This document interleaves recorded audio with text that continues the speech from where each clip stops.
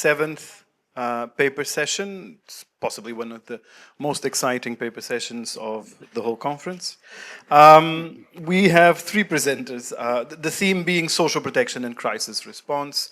We have three presenters. We have Maliha Rahanaz, who goes first, then Nasir Iqbal, and then me, Miguel Loureiro.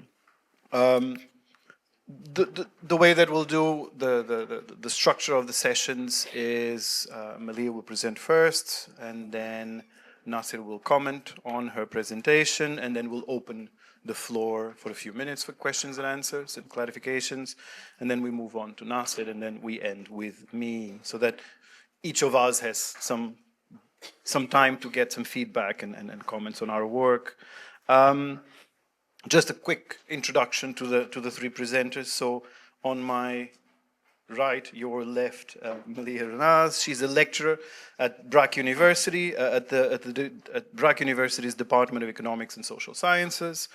Her work or research interest tends to be around migration and remittances, health economics, intra-household resource allocation, with a particular interest on the impact of digital financial services in enhancing economic empowerment of female domestic workers in Bangladesh, which is pretty much kind of her PhD work these days at the University of Kent.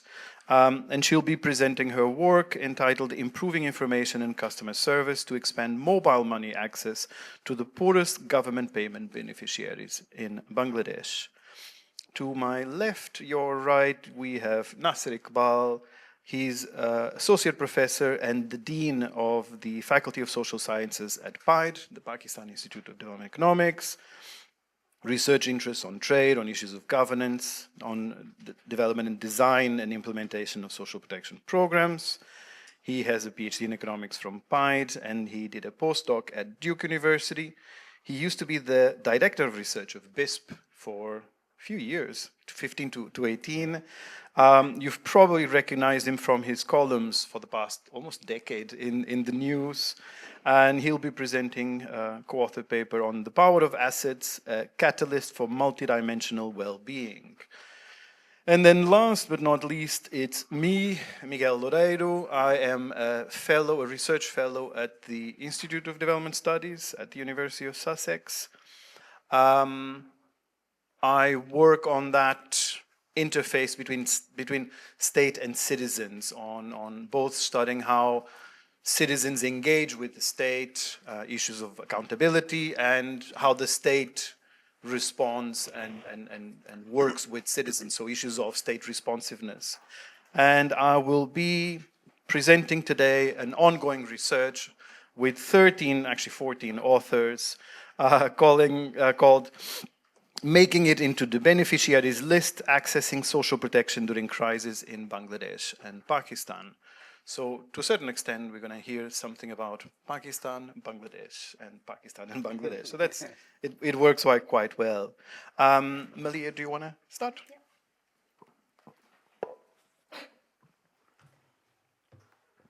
Thank you, everyone, for having me here today. This is my first time presenting this paper at an audience, and I'm very much looking forward to some feedback and suggestions to make this even better. So I'm presenting this paper co-authored with Professor Zaki Wahaj, who is also my PhD supervisor.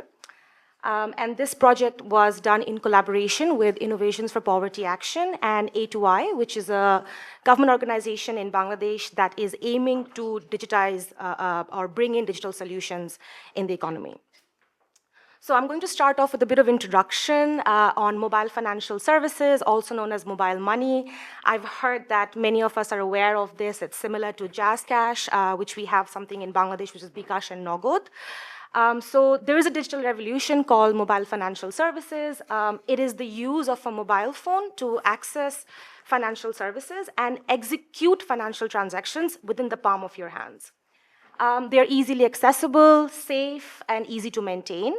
And one of the key players of this mobile money ecosystem are the mobile money agents. What they do is that they convert physical cash to digital value and vice versa through their cash in and cash out services.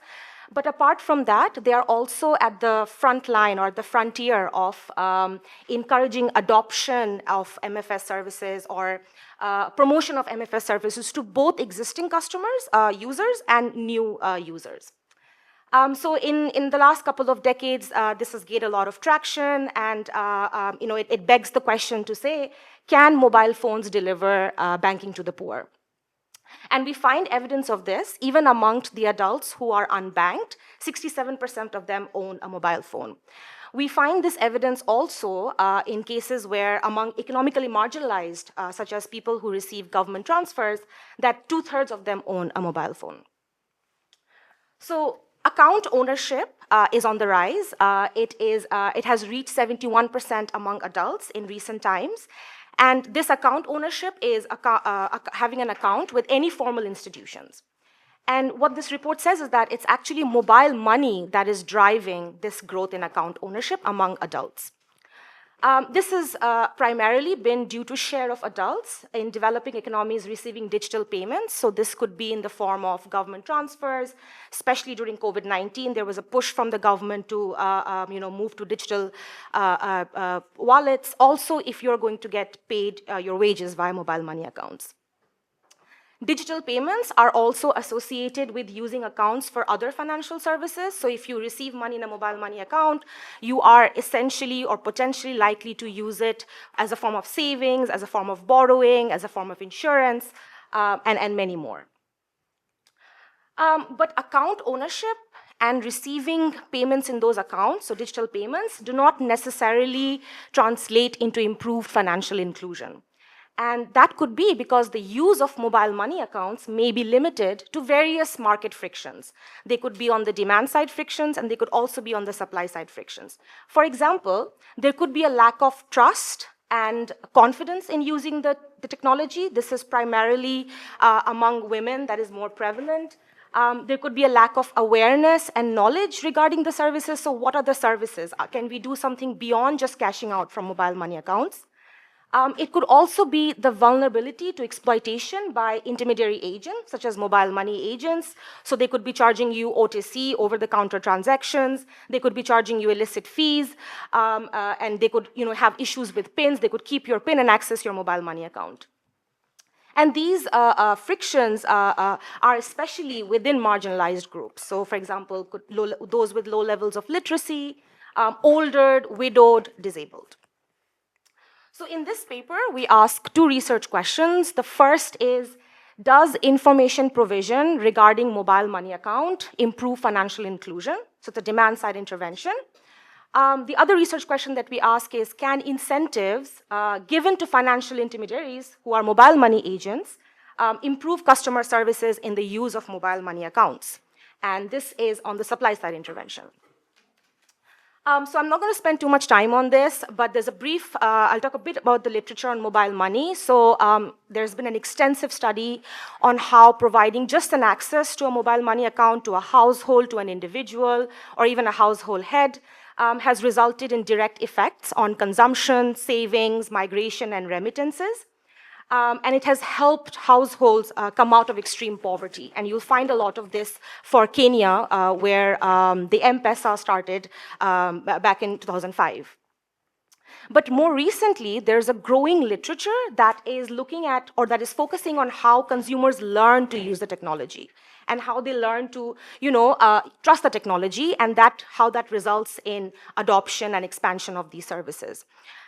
Particularly, studies have looked at how you can achieve this through learning by doing. So if you use the technology yourself, you learn how to use it, you learn how to trust it, and then you use its more advanced services. This can also be done through user-targeted intervention. So you can specifically focus on a target of people. You can contextualize the usage, and you can see how that affects their learning and their trust.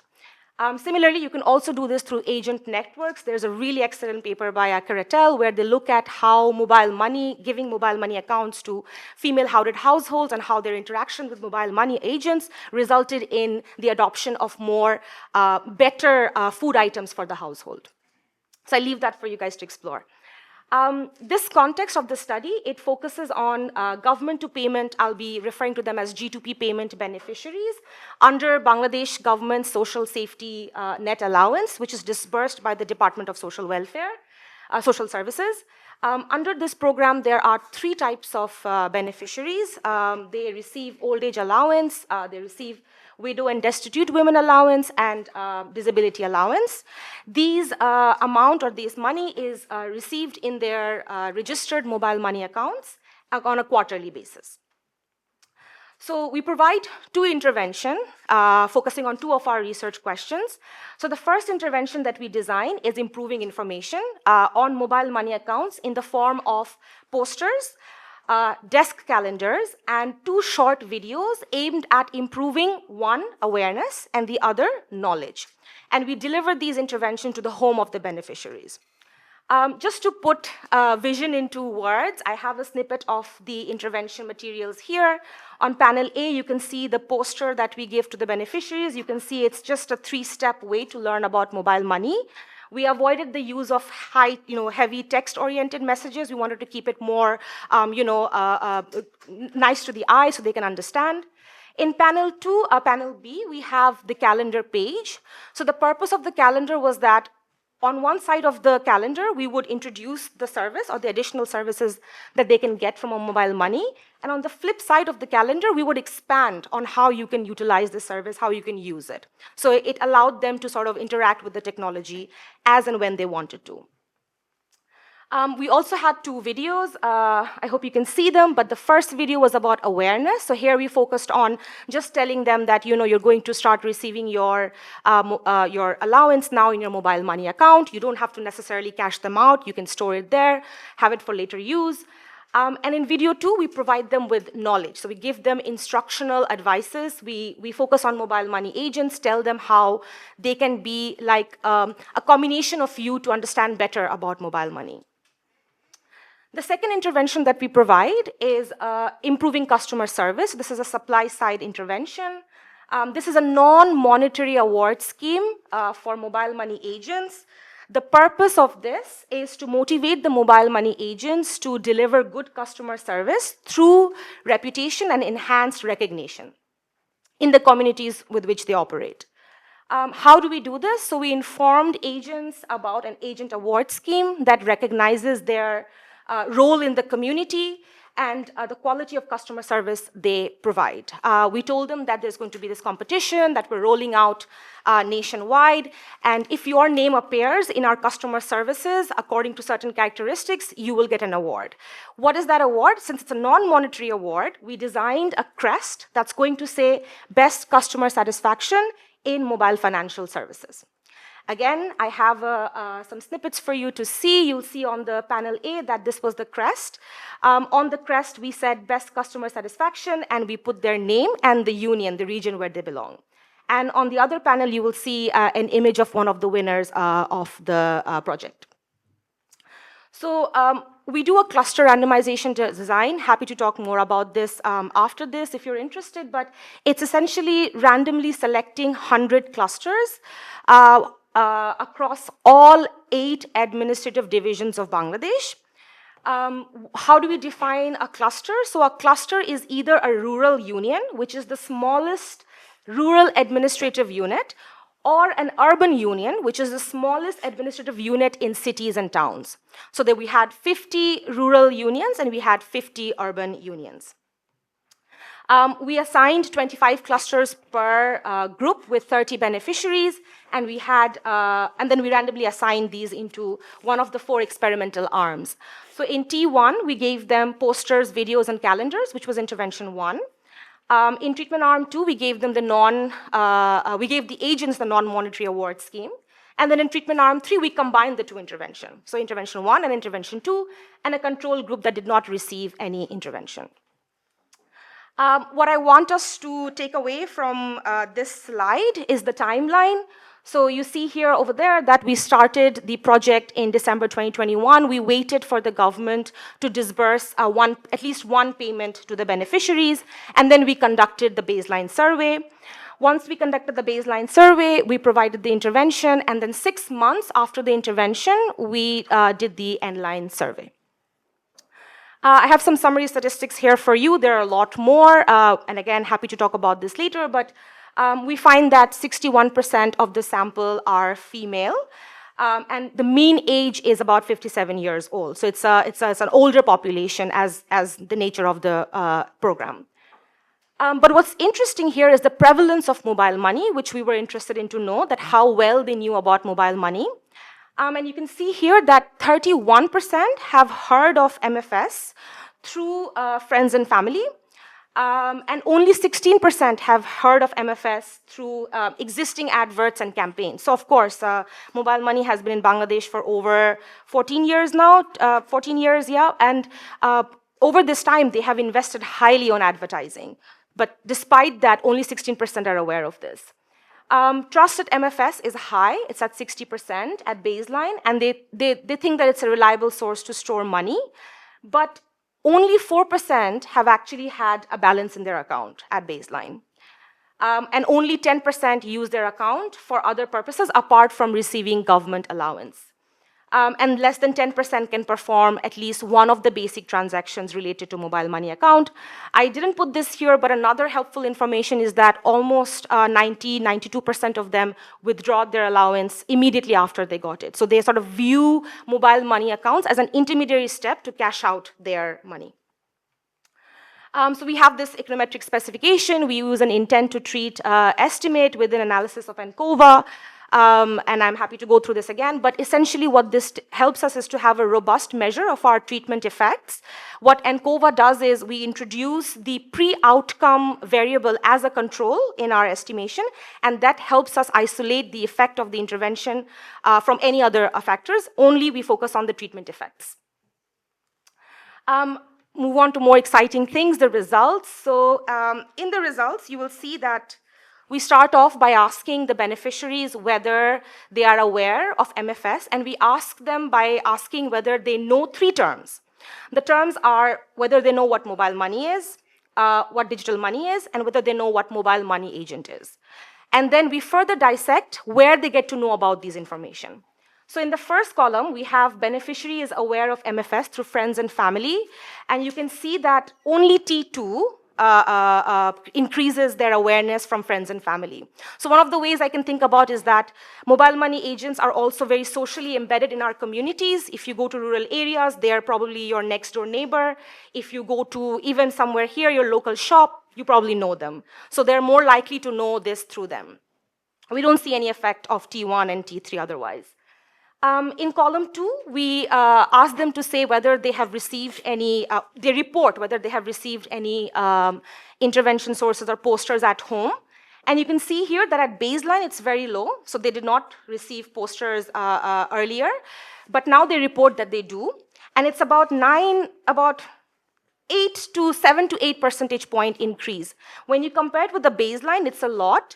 But we do another check, which is on column 3, called fidelity check. So we use administrative data that we collected, where we asked our implementation partner to note down whether they delivered the intervention to the beneficiaries or not in their homes. So if they did, we created a variable. And what we find here is that 90% of the beneficiaries received the intervention. So we can be assured that the implementation was there. Second, we move on to variables that capture trust, usage, and knowledge. So in terms of trust, it's the first variable in column 1. This is benchmarked with the literature. A lot of the literature I cited earlier used this as a measure to capture trust. So this is where the beneficiaries were asked if they think it's wise to leave money in a mobile money account. And as you can see here, there is high baseline trust, but you can see that it only works when the 2 interventions are combined. So what it could essentially mean is that you need a push from both the supply side and the demand side to further increase your trust. In terms of the other 2 variables has balance in mobile money account and performs transaction. These are related to knowledge. So if you learn about the technology, you will be able to do these better. As you can see in the baseline mean, they're very low, and we only see these effects for T1. We don't see them for T2 and T3. but it's also significant at 10%. The last two columns represent usage, so whether the beneficiaries are engaging with the technology. So we ask them whether they can confirm whether a transaction has been done. And the reason why I use this as an outcome is because if you do a transaction, I'm sure many of you probably use mobile money, when you do a transaction, you get an SMS. So there's a process there for you to look at the SMS, see if it's the correct amount, see if you've been charged properly. So that to me is usage. Okay, so if they are able to do that, if the interventions positively impact that, we'd see it, but again, we don't see it. Similarly, uses MMO for other purposes. So here I'm asking them, do you use the mobile money account for other things apart from just cashing out your G2P allowance? And you'll see that at baseline, it's very low. It's about 10%. We don't see the effect as well.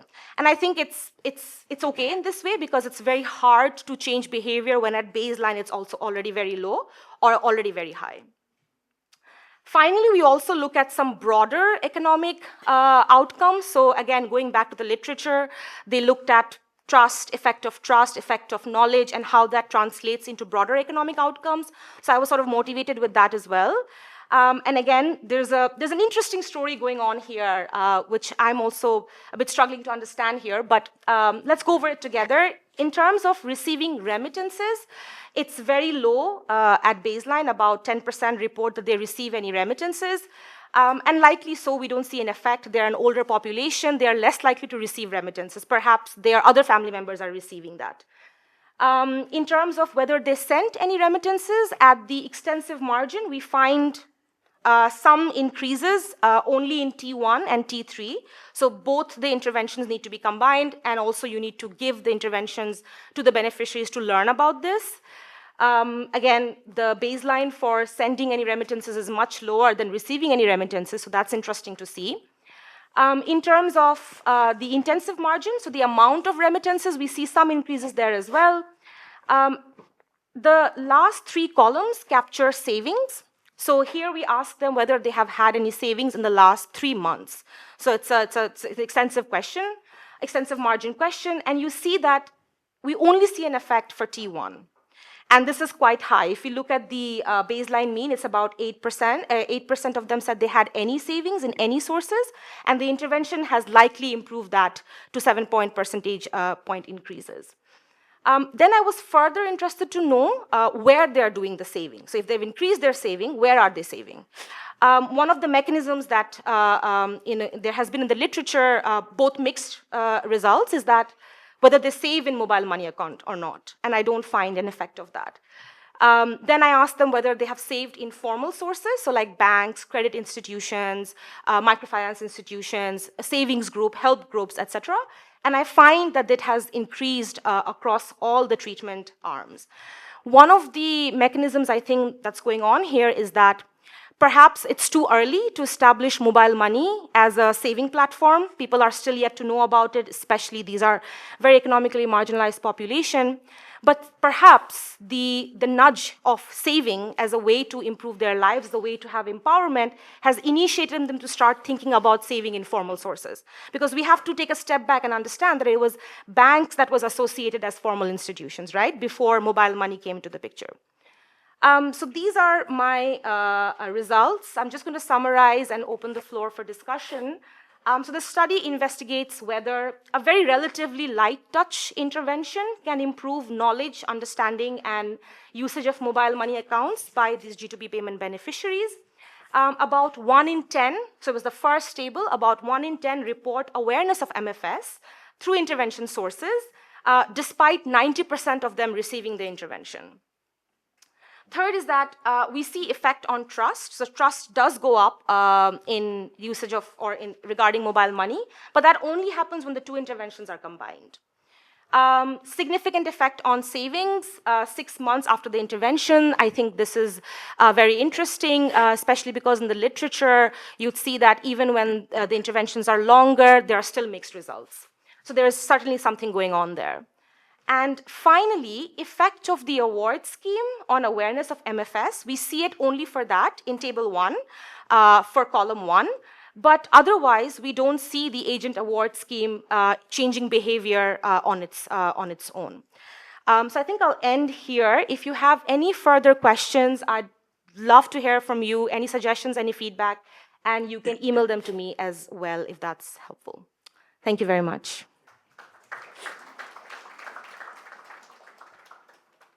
Chile.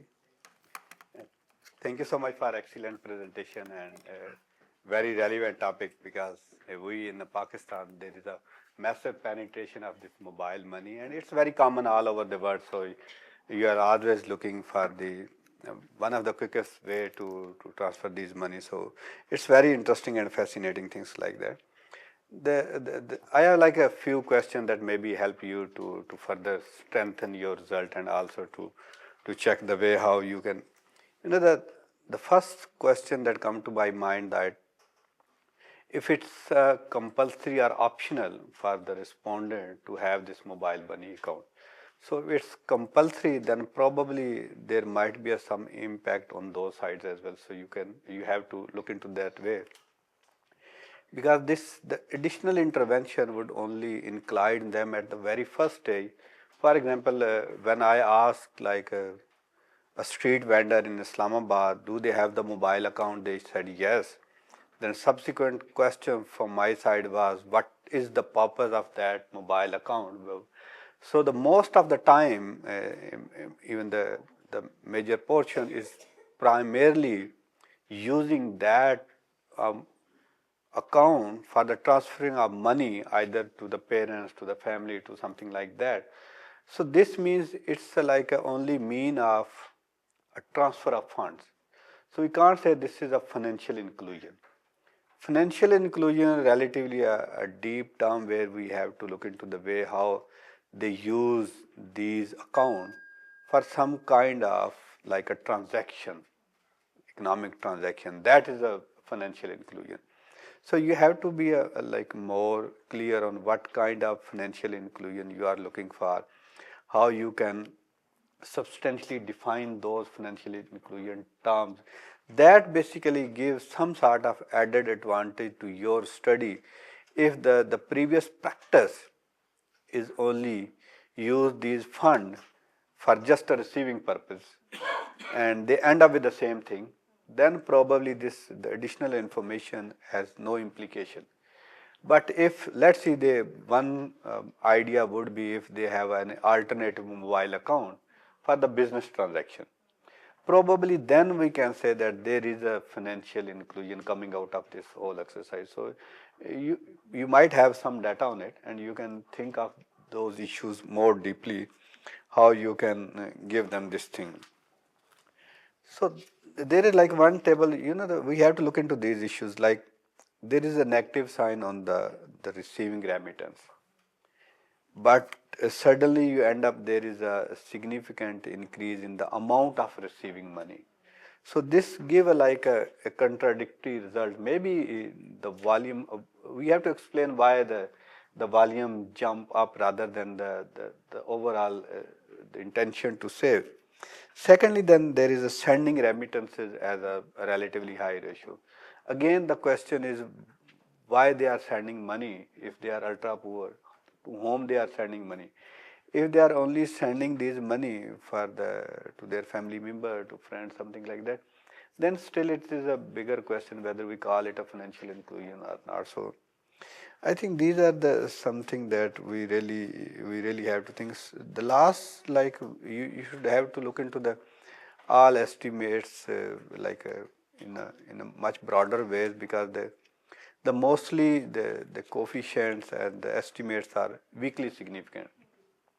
So the reliability and the dispersion that they have, it's again a question for the validity of these results. How you claim that this additional intervention, either in terms of the information, would have any strong implication for changing the behavior of the respondent. The last point that I really want from your feedback on it, how you establish very upfront that this is one of the key issue that restricted these individuals to use their mobile account for economic transaction. Is it the only information?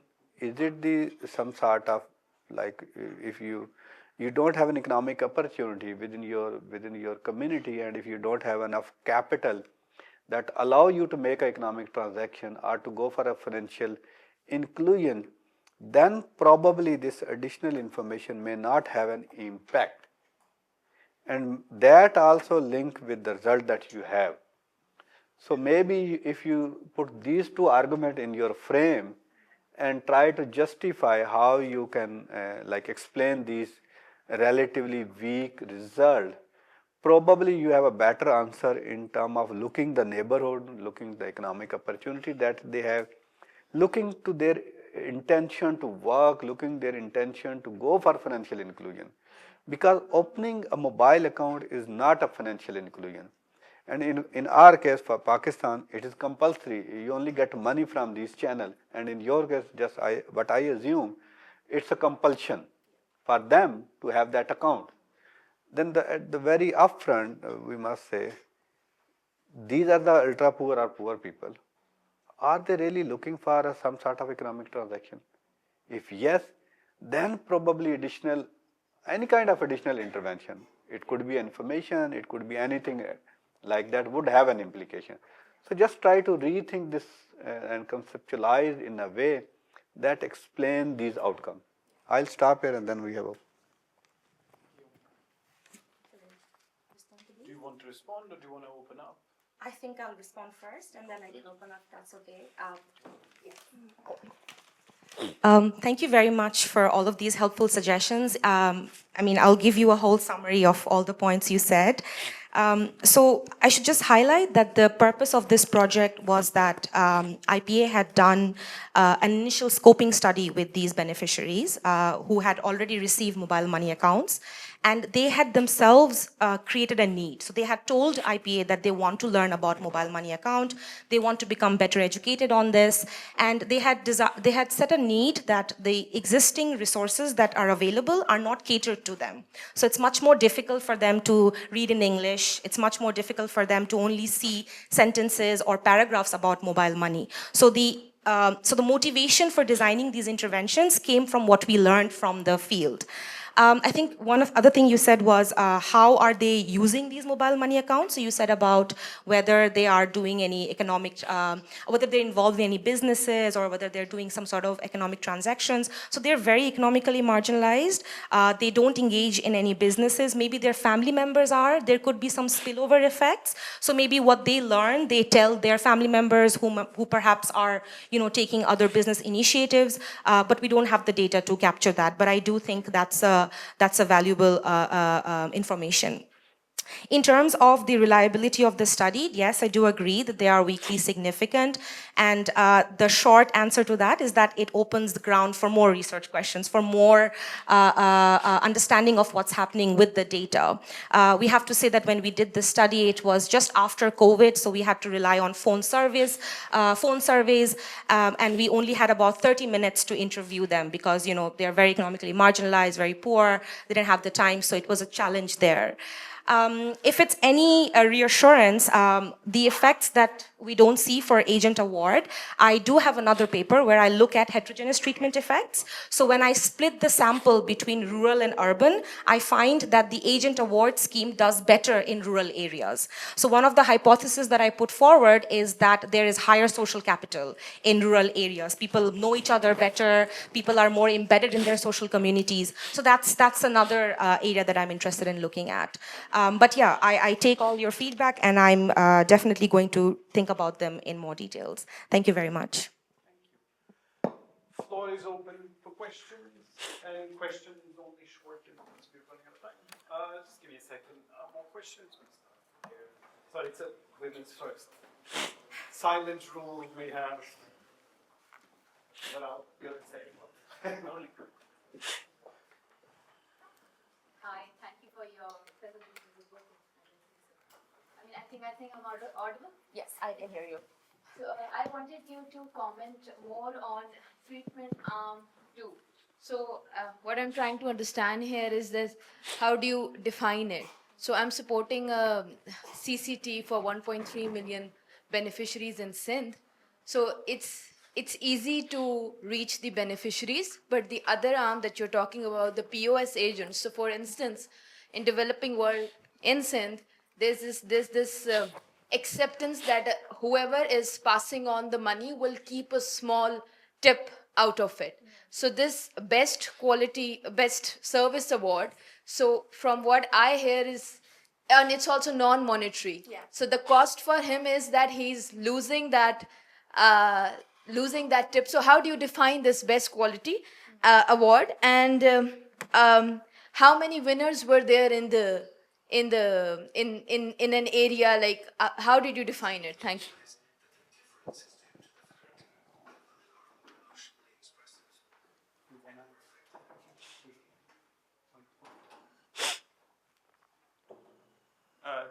Thanks a lot for the very interesting presentation. I had a couple of points. The first one was, I think the result in column 6 is really interesting, and I had the slide up already, so that's great. So I wonder, because one of the things that I know about mobile money accounts, if you save money in them, you're not going to get any interest whatsoever. And so given the environment was a pretty high inflation environment, even for Bangladesh during that time, maybe that's what could explain the difference between columns 5 and 6 here, right? People feel like if they save in formal sources, then they would at least get a return.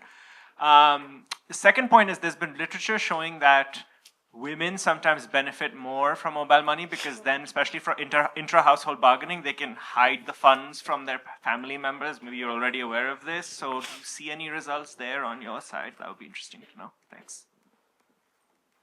More questions? Thank you very much. These are very interesting questions, and I love talking about them. But to your question about how do you define agent award scheme? So we had our implementation partner go on the field to these mobile money agents. We had a whole protocol as to how we're going to select them. I can expand on that more after this.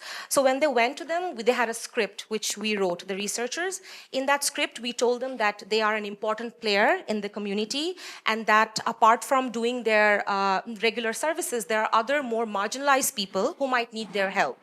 So we did not want to sort of focus on the G2P beneficiaries because that would sort of like isolate the other people because they could just be coming for other services. And we told them that we are going to ask customers in their locality, and if the people mention the name of the agent shop according to certain criteria, they will get the award.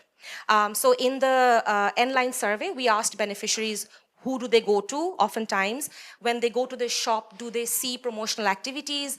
Has the agent charged them illicit fees? What is the cash out for BDT 1,000 taka? So we can compare whether they're charging the exact rate or not. And then we created an index. So all those agents whose name came up and had higher index, we selected them as the winner. And in terms of, for the mobile money agents, we set up a dedicated hotline number so they could call us and ask us if they had any question about all of these things. So I should highlight that this incentive is like, they already get financial incentives, by the way. So the commission they earn from the MFS companies. The way this arm is different is that it's on top of that. So we're trying to isolate that. Does pro-social motivation have any of that effect? I don't know if that answers your question. The second question you had was how many were the winners? So in my slide, I mentioned that we had 25 unions, so clusters in each treatment arm. So in T2, we had 25 unions. So all the agents in those 25 unions received the award. So 25 mobile money agents. Just a small follow-up. Yeah. Was this the participation? Sorry, the participation to be part Yeah. for the POS, was it voluntary? Yes, it was voluntary. Voluntary. And what was the refusal rate for participation? That's a good question. I don't exactly remember, but we followed a protocol where we didn't rely on refusal rates. So we went to one mobile money agent. If they agreed, we give them the intervention. Then we went to the other one. So according to the protocol, we tried to go to all the mobile money agents in the beneficiary's locality. But I don't exactly remember the exact figure for any refusal rate. Just a small comment. So if, for instance, a that rate is big. Yeah. It could be indicative of, yeah, I'm sorry, I'm ending. We'll take it up. We'll take it definitely outside. Yes. One more question. I think you said about formal sources. So I should just highlight that mobile money accounts in Bangladesh do give interest. It's not as much, it's very little. So you have to depend on the slabs of the amount. So there is some, but people don't know about it. But yes, I agree. Maybe perhaps that has incentivized them to move on to formal sources. In terms of your second question, I have another paper where I explore this. So this was not the focus of this project, but we look at the effect of mobile money on female domestic workers living in Dhaka slums. And we do see that having an effect. If you're more interested, I can recommend a paper by Emma Riley, where she looks at loan disbursement via mobile money account, and she finds really extravagant results. So I think that's a good touch point to start with. Yeah, thank you. Yes. Yeah, Bismillah Rahman. Thank you so much for this opportunity to present this ongoing study on this asset transfer program. So let me briefly explain what the program is and how we come up with this study. So there is a concept in economics that the big push always works. So you are looking for a big push to transform your society. And in case of big push, for the ultra poor, there is a very well-known model, what we call the BRAC model, implemented almost everywhere in the developing country. So they are looking for this asset transfer for a sustained and long impact. So this asset transfer basically is a package intervention, where the one of the component is apart from the assets, they give some sort of consumption support to mitigate this question that they use these assets for consumption or something like that, or to give some sort of a hand-holding in terms of some basic knowledge how to manage these assets and something like that. So these are like a package intervention where they try to accommodate and uplift these ultra poor. But generally question to us is if like what we were thinking, when you have the parallel support mechanism in terms of consumption support as well as the assets, probably still you have a different implication. But what happened if you are receiving this consumption support over the longer period of time? Say in our case, these like the respondent basically having this financial support in the name of consumption smoothing from BISP over the last 10 years. So this give an ultimate and a question to us: if the consumption needs are already met through through a financing from one of the National Social Protection System, then what happened if you can give them an additional big push, what we call an asset transfer? So this was the question. Then the second, like that, we were thinking that in terms of the evaluation of these programs in other part of the world and even in Pakistan, so they were like evaluated at a very small scale in terms of the implementation of those programs. Like either they are implemented by the NGOs or done by the researcher to have some sort of experiment. But what happened when there is a large scale implementation of some sort of program? Because now there is a less likely that you have a very strict vigilance monitoring to the use of those assets. And then there is always possibility on the quality of asset when you are dispersing at the very large scale. So these were the fundamental questions that we are really looking in this study. And the key question to us: what are the additional effect of these asset transfer if you already met with the consumption need? So for that, we evaluated National Poverty Graduation Program. It's like one of the largest program in Pakistan, covering almost 25 districts, 23 districts across the Pakistan. So they're covering all province, and they have a very large number of beneficiaries. Around, if we look into the total beneficiary that they are catering, is around 0.4 million. Out of that, they have a transfer asset to around 0.15 million. So this is a very large program. So and the asset amount that they transfer is around 467 USD. If you convert into the PPP, it's around 1500. So when we start this conceptualizing this concept of evaluation, we use this quasi-experimental approach because the intervention was there, and then we start designing this study. So we have the treatment group and the control group. The selection criteria for any beneficiary to be eligible for program is the welfare score. That's what we call poverty score. Sometimes you call it a PMT score, whatever you call it, but it's like a welfare score that determines your eligibility. So those whose score is less than the cutoff, you are eligible. If your score is above the cutoff, you are ineligible. So the literature suggests if you look for some sort of a quasi-experimental approach and you are looking for a treatment, in fact, you have to be very concerned about the bandwidth you are really looking for. And if the score is ranging between the 0 to 100 on the welfare score, probably within the bandwidth of 4 to 5, you will be end up with a very reliable result. So following the global literature, we try to pick our sample close to the cutoff, above and below.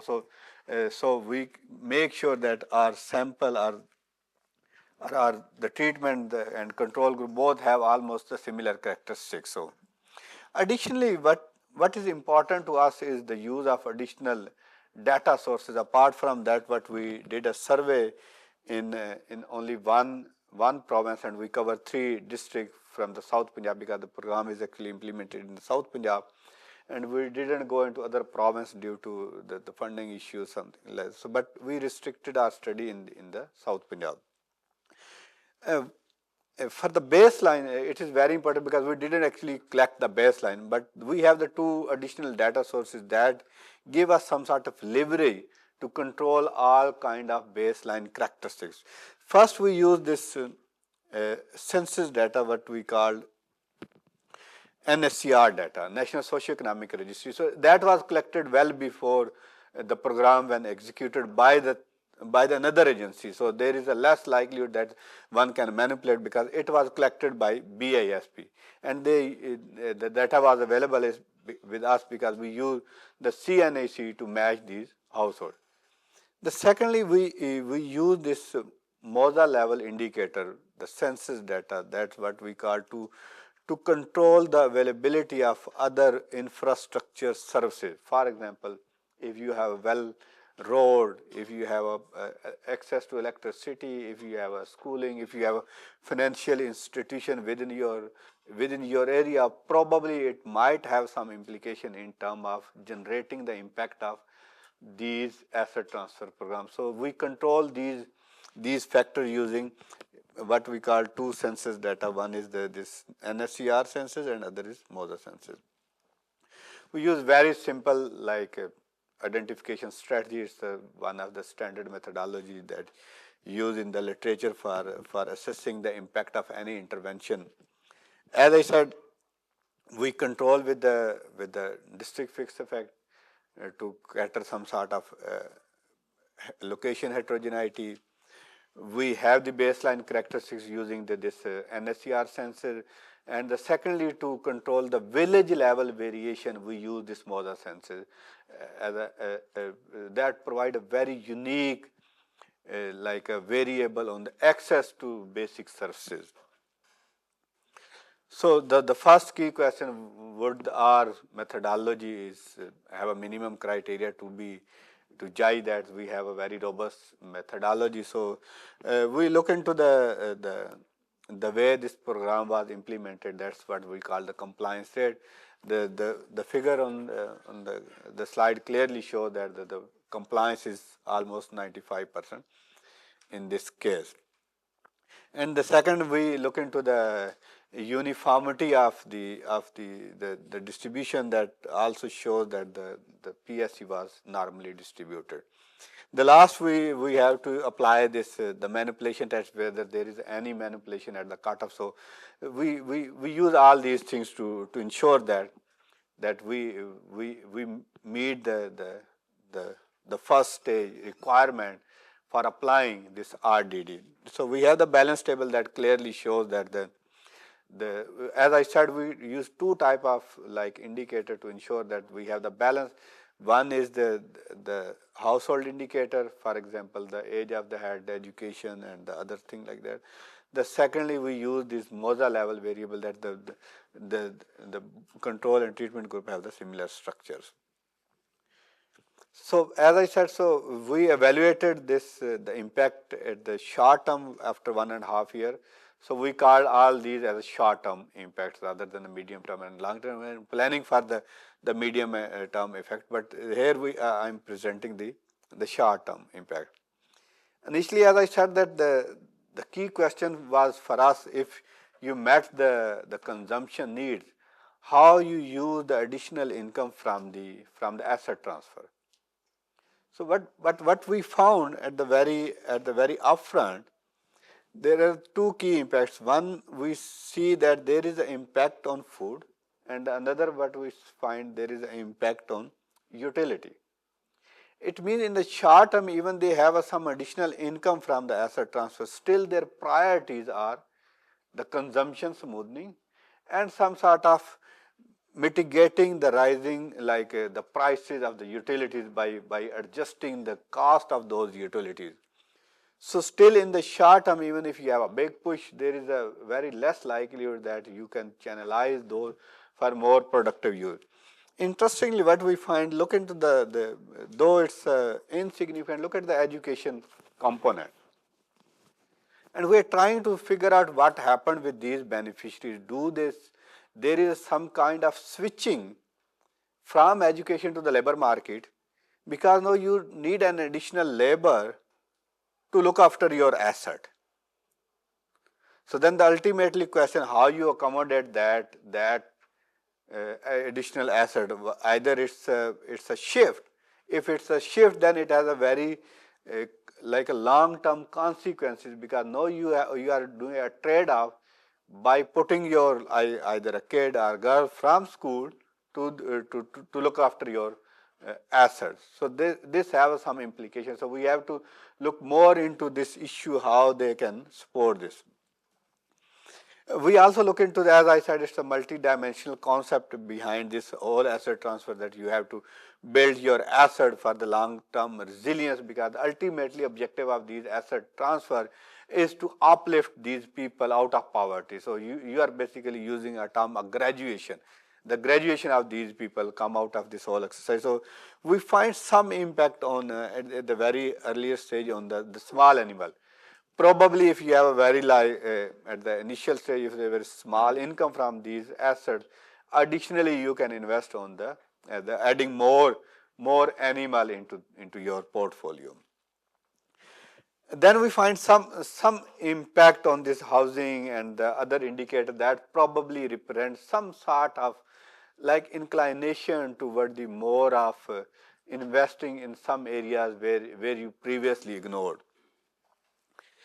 In terms of saving, as two interesting findings from our perspective, that one, that these are the very hardcore areas like Leah, Jhang, and DG Khan. Those are highly prone to climatic issues, and most the literature cited that these poor households rely on borrowing from the friend and family and other member to meet to accommodate these crises. But we didn't find any further escalation of borrowing parameter of these households. That gives some sort of idea that even if there is a very slight impact on decision to save, so they start looking to save, but they didn't have a much saving yet, but they start thinking about to go for saving from these amounts. So this means that on the one hand, it helps you to fall below your threshold income to borrow. On the other hand, it will incline you to start thinking about making saving. Here we again like a very interesting result in terms of social integration within the society. We do find that there is a trust building, there is a self-satisfaction. But there is a like a negative sign on the political engagement. Now the question to us, what happened with these beneficiaries? There are two explanations to us. Either, you know, the mainly these people were recruited for the demonstration, strike, and the political immunity from the low strata of the economy, of the society. Once you have the minimum, you cross the minimum income, probably you change your preferences from participating in these type of activity to more of the economic activities. That could be one possible explanation, that the people now start shifting toward the more political, more economic activities rather than the political engagement. Still, it's an open question. We have to explore the logics behind these results, but we are looking suggestions and working on this, how we can look into these issues in more broadly. So I conclude my presentation by saying that we do have some initial impact in the very short term, but these are more of some sort of meeting the current need of the individual. Still, there is a weak outcome or weak impact or weak relation on the long term or medium term resilience of these households. So the question about whether we are uplifting these people on a permanent basis is still an open question. Now we are planning to have a medium term analysis of these households, so maybe we can have a different impact. If you look into the global literature on this big push, the impact evolved over the period of time. Especially most recently, there is a study by Imran Sul. They have this evaluated this program in a different context, and there is a literature by Banerjee and others. Those say that there is a evolution of impact over the period of time. So once you have you meet the basic needs, you establish your economic environment within your household. Currently, we did another analysis that what happened with these beneficiaries when there was a flood in 2022, sorry. Because these are the livestock, looking to these livestock assets would be very challenging when there is a flood type of situation.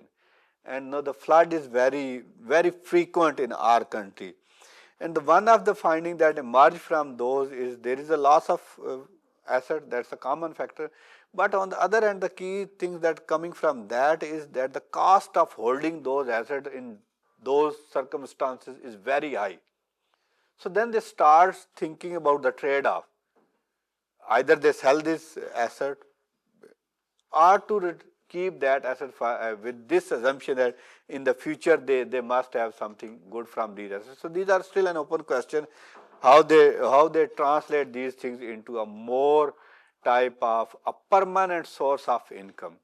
So we have to look into these issues as well. So the costing and the one process that could be give them some sort of leverage is the insurance mechanism.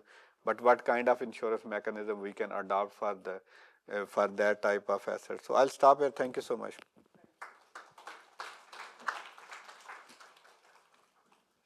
And then I'll pass on to the audience for more questions. And thank you for the paper. It's quite interesting. It was especially some of the results on that complement, like you're saying, the legit on the big push. One of them is that it's rare to have these kind of studies with government data, with national programs, and I think that's quite interesting precisely because of that. And is this kind of these small gains that you notice in terms of ownership of small animals, so small stock, not livestock, but goats, for instance. The getting rickshaws, getting TVs, which is important for information and entertainment as well. Getting appliances. I liked your point precisely with the fridges, so that heaters and fridges are quite important. But then also the negative impact that it has, such as that you discover, such as, for instance, no impact or a negative impact on trust on state institutions, which is a big one. That final one you just mentioned, the negative involvement in political engagement.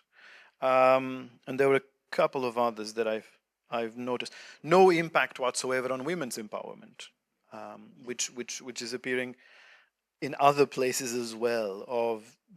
It does very little for women's empowerment, even though some of these grants are through women, which is the irony of it. For me, I think one of the more satisfactory impact, so to speak, is the increase of self-satisfaction. People are happier, which is quite important. And I think my challenge to you is precisely that. It's probing some of these results of what explains these results. It reminded him a bit of Andrew Doward's work on the hanging in, stepping up, stepping out, where if you're chronically poor, a lot of your livelihood strategies is just to hang in, to survive, and then eventually, if you get some kind of help, you can try to step up still within agriculture, but you try to step up. You buy livestock, for instance, and then eventually you try to step out. You want to move out of agriculture. And it was interesting thing is that even here that there's some effort towards the hanging in, but we know what happened after 2020, and I'm scared to see what the next Moser survey brings in, or the next surveys bring in, because it's going to have all these poly-crises, the COVID, the inflation, all of this, and I suspect a lot of this just dies away, all of these gains. And then the other thing is, well, we're researchers, so we love variation. And it's this, there was one result that I was curious in terms of the loans versus assets. Be interesting to probe a bit more on if there's a variation. And then the other one, even sticking to Punjab or southern Punjab, was to see distances to urban centers, if that plays a role as well, because the assumption being that if you're closer to urban center or more urban centers, you would have kind of options of getting out. So that was some of the things that I thought of. The other point which I thought was very interesting was that they start thinking about saving, but they're not saving yet. And I think, again, it would be interesting to figure out what do they mean by starting to think about saving. I think that's an interesting point as well. But I'll leave it there so that there's time for questions and comments. Questions, comments, and preferably questions and not comments. Yes. Okay. Thank you. First of all, extremely interesting paper. Right, so I just had one question. Asset ownership is extremely gendered, of course. In Pakistan, we're working with unitary household models, so the continuum between ownership and control is obviously very shadowed. How do you work with those kinds of subjectivities, and how do you measure asset ownership, especially from a gendered lens, because it is extremely difficult to account for those things. So how do you cater to that?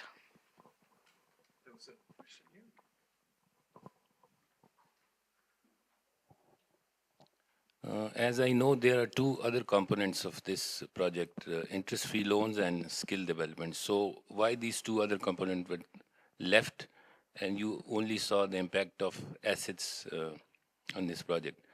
And second is that such kind of projects are being loans, funded by IFAD. There is one project running in north of Pakistan, in Gilgit-Baltistan. There is another similar project in South Punjab. Then there is another project they started in Gwadar, and similar project on the similar pattern in Khyber Pakhtunkhwa. And we all know that recently World Bank has admitted that this model of development has failed in Pakistan. And these are loans, and the government and such kind of projects are being run by RSPs for the last 20, 25 years. So how do you see in this context that the government is not adopting this model. They just depend on loans. They want to get these loans and the assets are given to the poor. And there's a third question here. Thank you. That was a very interesting paper. I have a question more on the motivational and behavioral side. So while these beneficiaries have been receiving money for a long time, do you know that when you go to them with some asset transfer intervention, do they even have the motivation to earn money on their own? Also, because of the inflationary pressure, uh, because they are only looking at short-term gains, wouldn't it be possible they would get it and they would sell it and maybe invest it in a wedding or a house? And thirdly, when you're doing this intervention, are these terms known to them that this is for a long-term benefit and that they have to make a living out of it? Thank you.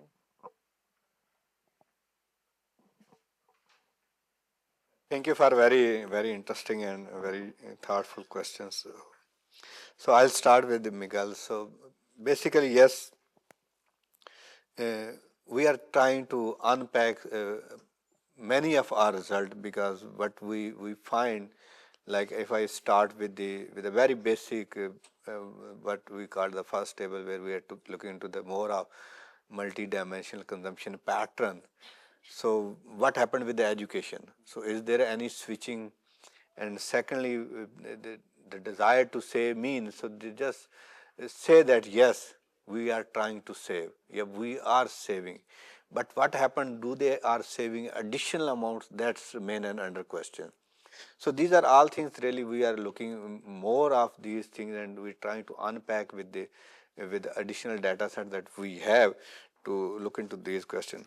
So I'll come to your question later. First, I'll try to explain why I didn't took other two component and what is thinking at the government level, because I have a lot of interaction with the government, how they look into this program.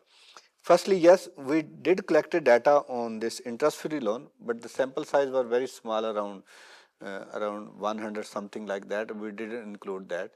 Now we are planning in the next phase, because at that time, in the selected areas where we were working, there were very small number. The skill component we didn't include in our analysis due to like precisely to keep focus on the one component rather than the multiple component.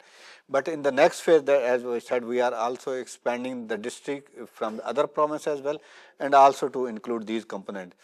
The another interesting component that come to our discussion at the very latest stage, that they have a very well defined training session for the climate change. But when we go into the field, we didn't find that in a much way. So this remain a question to us. But the real question for us is the scalability of these programs. I was visiting Balochistan. I met the head of the RSPN over there. So I asked a very simple question. Like, you are here in the last 4 decades, but if you look into the poverty number, it remains same. There is no change in the health component. There is no change in the education. What happened? What RSPN are actually doing there? So he is a very straightforward answer to that. He said, we are here to create on evidence.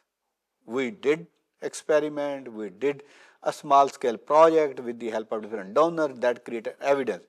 But when there is a question of scalability, there is no ownership by the government. Government is not interested to scale up these programs.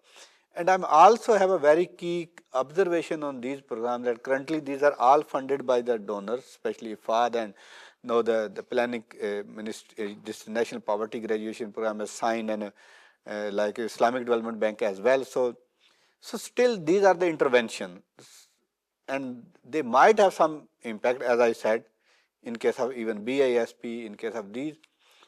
So, but the real question, would these are enough to actually uplift these people? The answer was actually lies in your question. Do they actually have the motivation at the very first level? We asked this question in our survey, very simple questions, and we select 3 respondents: female beneficiary, head and the youth, one of the youth from the family member, do they have any idea to do any business, any economic activities? And the response was very low, to be honest.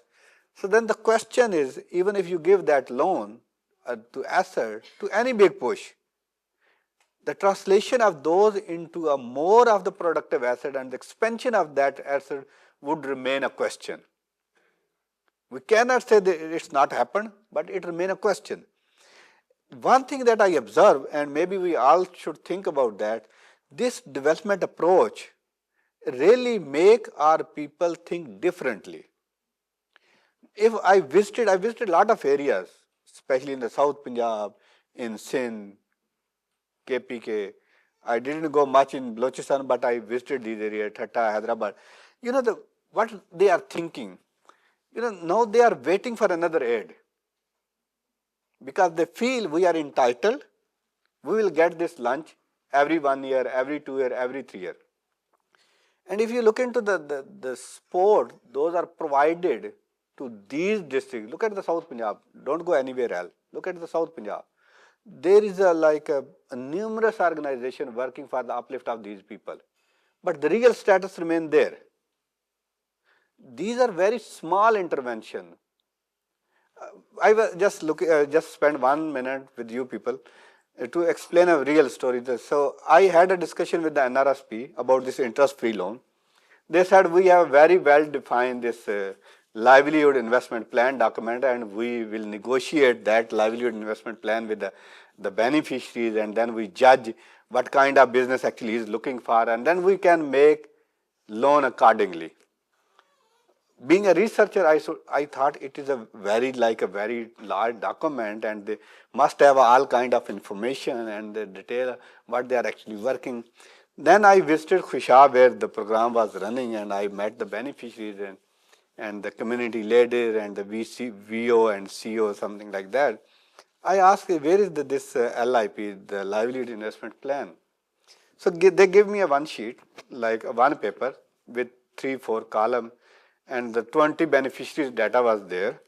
So the only one information that hai ki aapko kya chahiye, what you are really looking for. Then I asked this question to the CEO of the NRSP.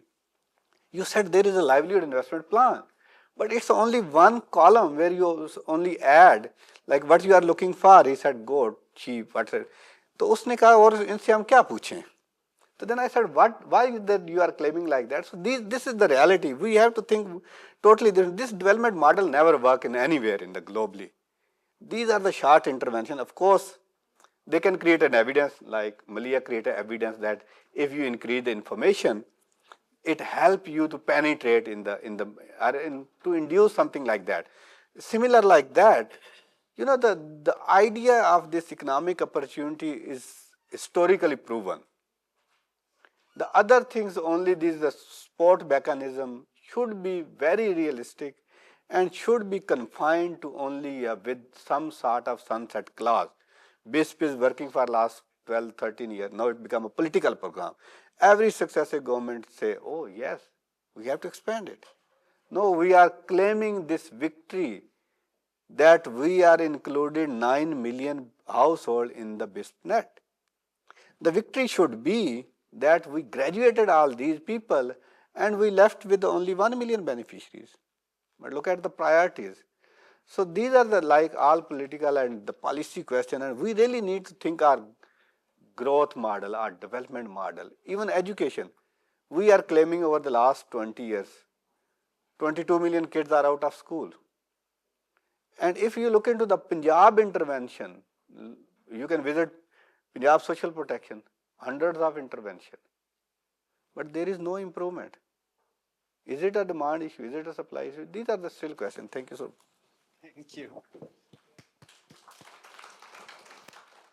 So far, we've heard the good news. And I'm going to be presenting the bad news, which is talking about people who don't make it into these programs.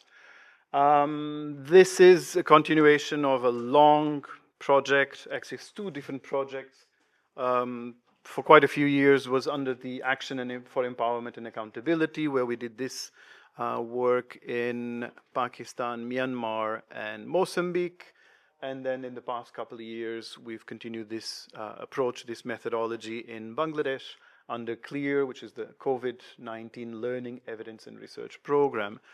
There are 13 authors there, and I apologize to Mahin, there's 14 authors in total. But both of these projects were funded by FCDO, by the old DFID.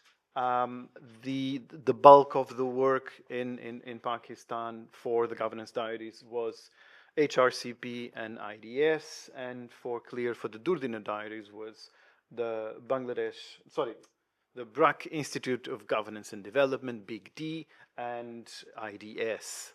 And basically the idea here is this is a methodology we started developing a few years ago, where we're trying to figure out, okay, looking at governance from the bottom up, looking from the most marginalized, chronically poor citizens that sometimes are not even considered citizens by the state, how do they engage with public authorities?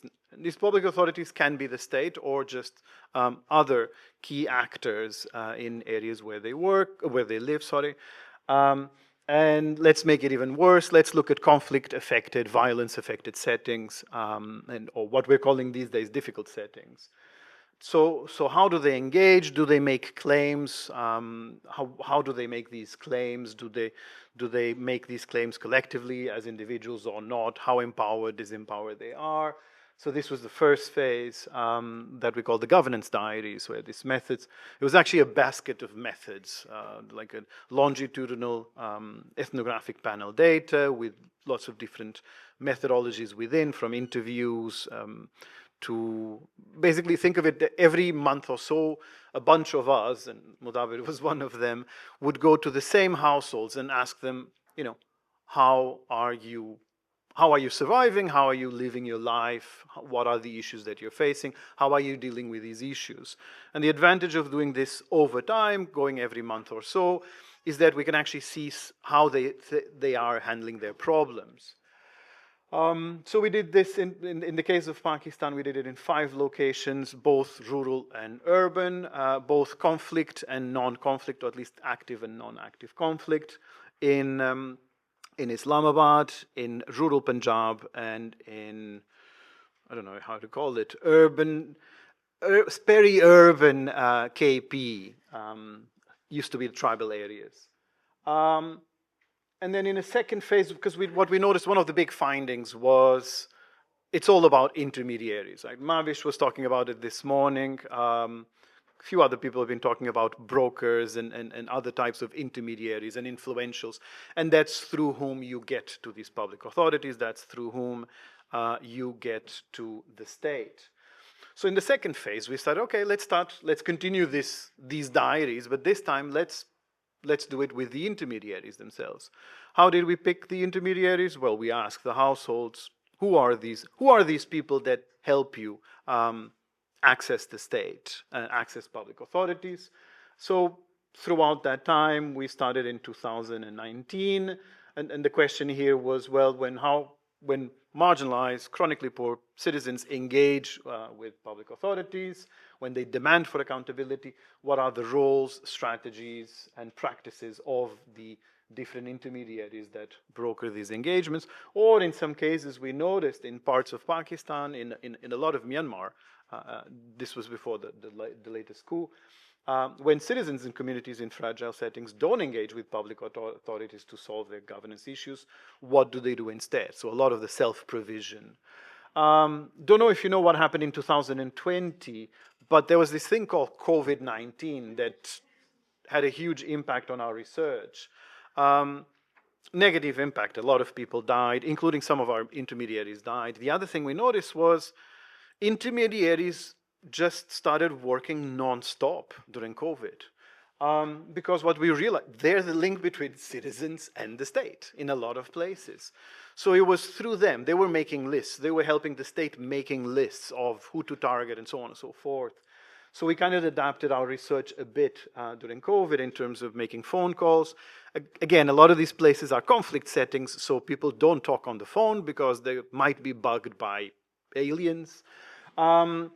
so we created other innovative ways of doing these interviews, including, and it's COVID, so you can't be outdoors as well. But one of our research team members used to go for jogs with some of these intermediaries, because you can jog in a park, it's fine, right? And you're not being recorded, we think. We kind of continue this research, but now not in Pakistan, but in Bangladesh, with what we call the Durdinar diaries. Durdinar in Bangla means hard times, so the diaries of hard times. And here we're not focusing on chronically poor and marginalized, chronically poor and marginalized citizens, but there was all this research happening on the new poor. So basically these are people that were not poor before COVID, that became poor during COVID. How are they coping with not just COVID, because then there's what we call the poly crisis. So there's all these other things happening, including massive inflation. So how are these new poor meeting or trying to meet their governance needs, accessing the state, accessing services in the context of COVID? So we did the same thing, 38 new poor households. We then noticed, we separated between never poor, people that were never poor in their lives and became poor, and vulnerable non-poor. So people that were not poor before COVID struck, but had been poor in the past. There was a slight difference. And we did this in 4 locations, 2 rural, 1 urban, and 1 peri-urban in Khulna. And we interviewed the intermediaries as well. We couldn't do as much diaries because we didn't have that much money, but that was more or less the idea. But largely, so what we're doing here is trying to figure out what governance looks like from below, rather than from above, through ethnographic panel data with households, and with ethnographic panel data with intermediaries. And can give you the findings of all of the, 6, 7 years of research. And these are the kind of the main findings, and they cut across countries. One of them is that there are multiple diverse authorities that matter for decision-making and governance. And controlling for conflict. So in more conflict settings, you're going to have less public authorities. In non-conflict areas, you're going to have more competition in terms of more public authorities, more intermediaries. The other finding is that intermediaries are crucial. Whether you like them or not, they're there. They will be there. Shami Mavish is here. They will always be there. So it's how do you work with them to a certain extent. And they're there because they're good at navigating both the formal and the informal local governance systems. The other thing we notice is that local governance changes from village to village. Even if you pick one district in Punjab, because it's easy, because we don't have to travel that far and we don't need no objection certificates to do research, studies, not research. It's still super, it changes, right? The panchayat composition changes. The other thing we notice is that in some places, it's not the panchayat that matters, but it matters is that you're a panchayat member, so it's your status, but not the panchayat per se, among many, many other things. But what we notice is that basically the networks themselves are the public authorities to a certain extent. We see a lot of self-provision, a lot of low expectations on the government and strong pressure to just solve it yourself. I mean, the reason why people end up going to landlords to get their problems solved is because they get solved. Even if they lose, they get solved. There's closure.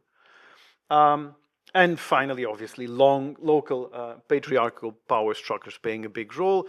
Although even within there, we saw women intermediaries and being quite clever about. So we had one woman, for instance, in rural Punjab, where she couldn't go to the panchayat meetings. She was in the panchayat, so her son would go and WhatsApp her, and she would WhatsApp back the son. So it's quite clever. The other thing we started noticing at the end of our research is that if you're a powerful intermediary, quite often, if you're married, it's a family affair. We wanted to call it the article a family affair.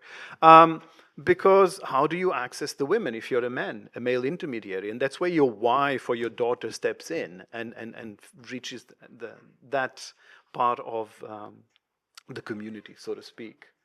Quite a couple of slight differences. One on Pakistan, the ubiquitous role of intermediaries mediating between the poor and the state, constantly, everywhere. Regardless of being rural or urban, peri-urban, conflict, non-conflict. The intersecting inequalities that make the poor further marginalized. So Elaine Allen was here the other day, we were talking about this. Being a fifth-class citizen, right? Because it's class, it's caste. I know we don't have castes. Let's talk Baradri then.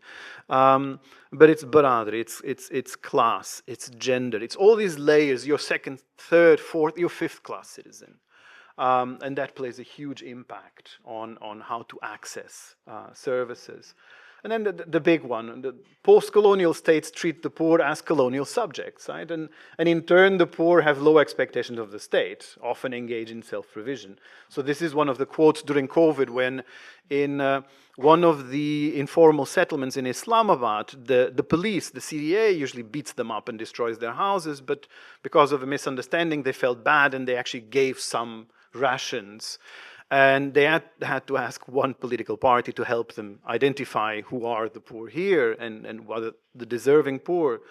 And one of the comments of one of the residents in the Kachiabadi was precisely this. It's like, we're not used to this. We only get beatings from the police. That's what we get from the state, right? Which is not unique to Pakistan. I mean, I had a colleague of mine in the UK who was saying, we're talking about marginalized citizens, where they're saying that it's funny how the NHS, the National Health Services, finds it hard to find us, yet the police find us all the time, right? And it's this, it's about being on the margins is you have a very interesting, different interaction with the state. In Bangladesh, what we noticed with this new poor was about how a lot of it was about networking, right? That's getting multiple jobs, cheaper medicine, cheaper education, taking your kids from public schools, putting them in madrasas, marrying your daughters earlier. There was all these coping mechanisms to survive COVID and the aftermath of COVID and the crisis. And then these have bottlenecks. If you have never been poor, how will you have, and that's this quote, what will people say if they see me eating government rice? Right? There's a huge matter of izzat, of honor and shame. And again, we were seeing this both in Pakistan and Bangladesh during COVID, where how do you help Safed Posh people? And a lot of it was giving rations at night when it's not visible. Oh, maybe it was my foot. The other bit was about entitlements and documentation. Is basically if you're new poor, you're not poor enough to get BISP, right? To get any of the social protection mechanisms. I should speed up. I'm not going to go through this, but just to show that while Pakistan is kind of 2008 is the big moment where it kind of starts centralizing a lot of its social protection. In Bangladesh, what you have is an add-on and more and more programs to the state where these are, you have 1, 2, 3, 4, 5, 6, 7, 8 different ministries in Bangladesh that have different types of social protection, whereas in Pakistan you have one. And I know I'm exaggerating here. I mean, BISP does much more than BISP itself. But, and again, if you think of governance from a public administration view, if you think from an administrator point, if you're a bureaucrat, you fall in love with this. There's one ministry, it's centralized, what a beauty. What we don't notice and we start thinking is, if you're not a civil servant, if you're not controlling the thing, this means that there are more avenues for you to try to negotiate and bargain. And there's a bunch of strategies that both countries came up with during COVID. But I'm not going to go through this, because this is how do you access BISP, how do you not access. So this is just a couple of interesting points from our research. So from our 37 households, 15 were female-headed, 3 were accessing BISP. Right? 1 in Islamabad, 2 in rural Punjab, no one in KP. There were a bunch of reasons why. The main reason, men. Right? So in the case of widows, for instance, the uncle or the cousin, whoever the closest man was, saying, well, it's not necessary, it's a lot of paperwork and you don't have to fill in. And it connects with mobility in terms of we can't get there to the another office. Because one important point I forgot to mention is you need an ID card. And you'll be amazed at how many people don't have a computerized ID card, even today in Pakistan. Particularly women. Other issues of misinformation, connections. I mean, this morning we had a couple of presentations on communities. Communities don't exist, right? But what you have is villages and neighborhoods and baradris and different. I don't. Were you here yesterday when Umar Masood had that really nice map of Sheikhupura? You should have seen that map. It's brilliant. There's a road. I think it's JD Road. And north and south, there's a huge difference of who gets BISP and who has no access to resources, state services, and who does. And my point was like, that's a Kharibabad. That's probably Muslim sheikhs, right? And you notice, I mean, Hassan, Javed, and many others talk about the fact that we don't talk about Baradri. It's like we don't talk about Bruno. We don't talk about Baradri in Pakistan, right? Not in official documents. You speak about it all the time, but you don't talk about it in official documents. And a lot of this is to do with this, with Baradri and Baradrism. Or if you cross the Indus, it's about being, khel and sub-khel. That doesn't mean that it's entirely that bad. So we had examples, for instance, cases of intermediaries going to widows saying, you're entitled to BISP, I'm going to make sure that you're going to get BISP, but you have to promise that you're going to divide it with these 3 other widows that they're not entitled to. And they agree. So intermediaries start kind of playing around with the amount of resources to spread even, and it's BISP. I mean, we're talking about what, 10,500 in every 3 months rupees, right? And you give a cut of what, 1,500 to the guy that gives you the thing. So it's 9,000 rupees, 3,000 rupees a month, right? And you're still dividing by 3 other widows. The main activity, this is what we noticed during COVID with Tiger Forces and many other groups and the emergency cash and all of that, was the role of intermediaries, formally and informally, helping the state making lists. Who goes into the list? And this is where you see how powerful the intermediaries are. They, at the end of the day, they're like the street level bureaucrats. They are the ones that make the decision of who gets into that list and who doesn't. And you have finite resources because you don't have that much money. That's why it's important. And one of the big groups that was missing, it's that famous missing middle. The ones that don't have formal social protection and are not poor enough to get informal social protection. So the Safed Posh, for instance. We discussed this, Mudaber presented this last year here, right? I mean, the reason why there's this disengagement is both because, is both because there's a lack of awareness of entitlements and rights by citizens, but also because there's a lack of absence of interest of the state to engage with these chronically poor and marginalized. And that's why intermediaries matter and why they're crucial, right? They're the people that navigate this system. They speak the language of the state. They know who, they have contacts. I mean, it's amazing, like if I break an arm, I go to the hospital, the first thing that I try to figure out is not to get services, is who do I know in the hospital, right? And it's about the power of networks. And they're constantly creating and sustaining these networks. And we noticed this during COVID, on the phone with social distancing. They were constant, which is why they hated our interviews during COVID, because we were using their precious time of networking and getting more contacts to help their groups, their constituencies. And they build collectivizing power through these reciprocity relations. So this is where it took us a while to get to this finding, but that's when we realized why are influentials influential? Because they have numbers. How do they have numbers? Because they promise people they get things done. So they need to get things done, and once they get things done, then people. So every time an influential or an intermediary says, I need you guys because we're going to block the road, burn some tires, they need numbers, right? So, and it's this linadena, so to speak, between these communities, these constituencies and the intermediaries, right? Which is why one of our intermediaries famously said, sadly he passed away during COVID, it's not the people who need us, it's the other way around. We need the people. That's how we become important as intermediaries. Just a couple of more minutes. Sorry, if you want to leave, please do apologize for that. So this is what we studied in Bangladesh, which was the never poor that kind of dipped during COVID, and suddenly we noticed there was a bunch of different types of new poor, either never poor or vulnerable non-poor, some that were recovering, others not recovering.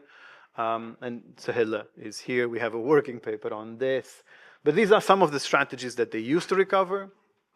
Strong networks. It's all about networking at the end of the day.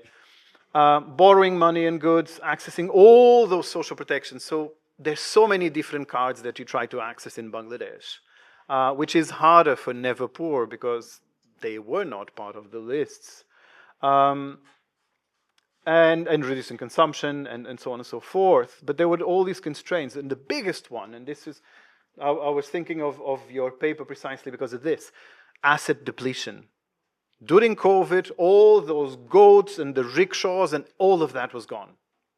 And especially for traders, all of that was gone, and that's the big problem. Not being poor enough to access services, issues of honor, as I mentioned, and documentation. And just to give you an idea of the different types of networks and different actors, and we try to go deeper into the who do you contact for what. So you notice, for instance, in terms of social protection, the key actors that the new poor were contacting was the local government and the local elites. And so on and so forth. Just final conclusion, basically what we see is that the systematic state absence in the lives of chronically poor and marginalized, you're not citizen enough, so to speak. I know it sounds brutal. And the systematic absence in the support of new poor, of not being poor enough, for the case of the missing middle. And apologies for going way, way, way out of time. Thank you.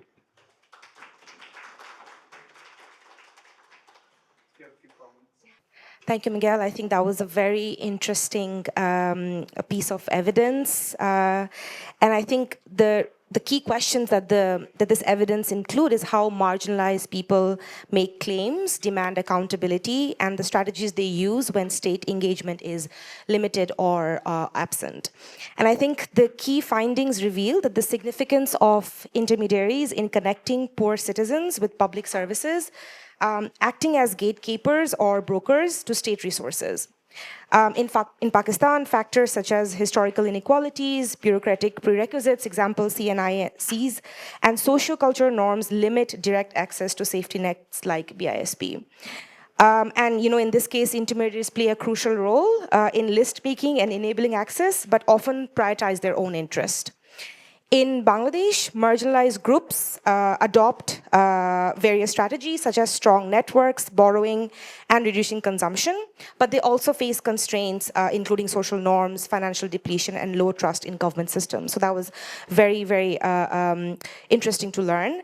I'm cautious of the time, so I have two comments, and I'll have the other mail it to you. I think the first is the role of intermediaries, so the opportunities and risk. So while the research highlights the crucial role of intermediaries in connecting marginalized populations with state resources, I think it would be valuable to explore the long-term implications of this reliance. So do intermediaries empower citizens to engage directly with the state over time, or does their role establish dependency and reinforce inequalities? Including evidence or a framework to evaluate these trade-offs would, I think, strengthen the analysis. The second is about the ethnographic panel approach is very innovative, I think, and I think the presentation could better emphasize the scope and limitations of the findings. For example, how representative are the selected households or communities of broader marginalized populations in Bangladesh and Pakistan? I think this would help frame the extent to which the findings can, suppose, inform national policy level recommendations. So those are the comments I had. Thank you. Any questions? There's 1, 2, 3. Okay. we'll just go. So Miguel, while of course all the insights were really good, I just want to know, has any of these insights been taken up by any of the political actors? Because at the end of the day, usage of this should be in an intervention or a policy. So has this seen, the day of light when it comes to political economy? Thank you. Just behind you, you can just share. My question to you, sir, is that since these intermediaries are always present and they are everywhere, so what type of people are these intermediaries? My apologies if I couldn't get it into while you were presenting.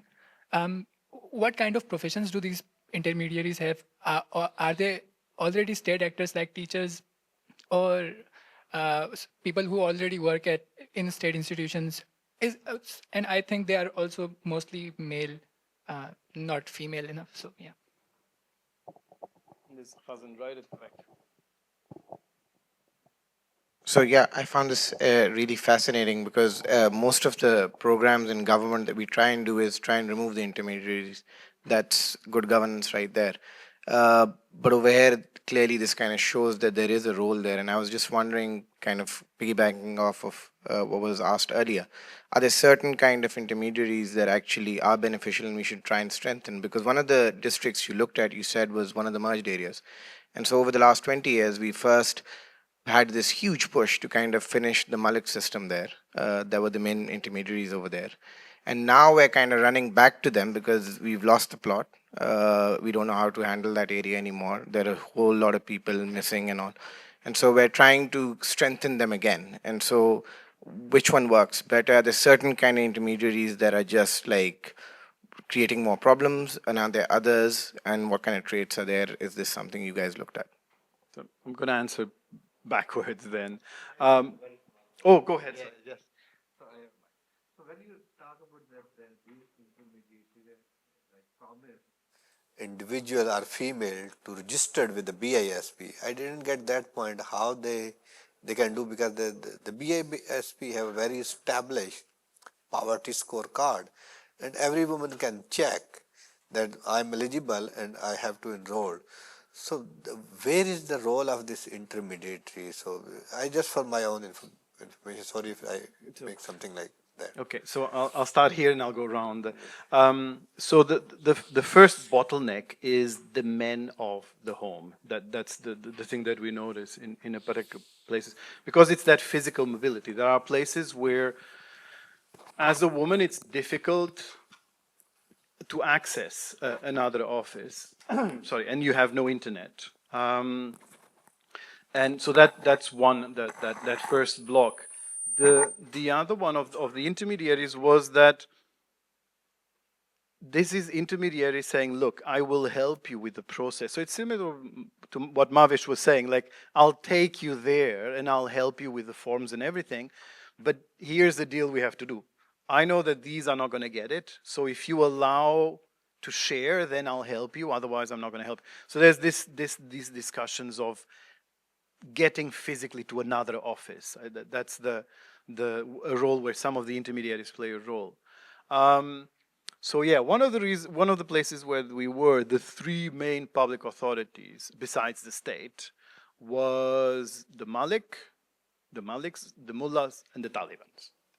And the interesting was to see how the power of the Maliks had died down, to a certain extent because of the government, but largely because of the Taliban have weapons, and that's how they were renegotiating the political settlement, as you would say, in that area. And if you talk to, again, marginalized, chronically poor, they trust no one. They're all equally bad, right? So it's going to depend on the individual, right? You're going to have some good maliks, some bad maliks, some good mullahs, some bad mullahs. It's local government is the same thing, right? It depends on that frontline worker, if he or she is in a good mood or not, if he's a nice person or not. So it's about how do you create the conditions for whoever actors you have, with the point that the intermediaries are there, they're always going to be there. Right? It's not about bypassing, it's to see how you do complement, or at least how do you not fight with them, so to speak. Who are the intermediaries? It depends. I'll give you the example of, so in the informal settlements in Islamabad, it was religious leaders, it was activists of left-wing political parties, it was political brokers of all the major political parties. Who else? NGOs, a couple of actors that, and it's not, you're not just doing one thing. So you have an NGO here and you join this party, you might join another one, and you do several things. You're a school teacher as well, because being an intermediary doesn't, you can't survive with just being an intermediary. Sometimes retired civil servants become influential and intermediary. So we opened the scope because we didn't want to just look at political brokers, because there's many other actors that people go to access public authority, to access service, to access the state. Insights for political actors, to be honest, no. We started a policy brief a few years ago, and we never finished that brief. And our idea was precisely that, was the brief was going to go to the pass, to the, what's it called, the Ministry of the Social Security. Yeah, exactly.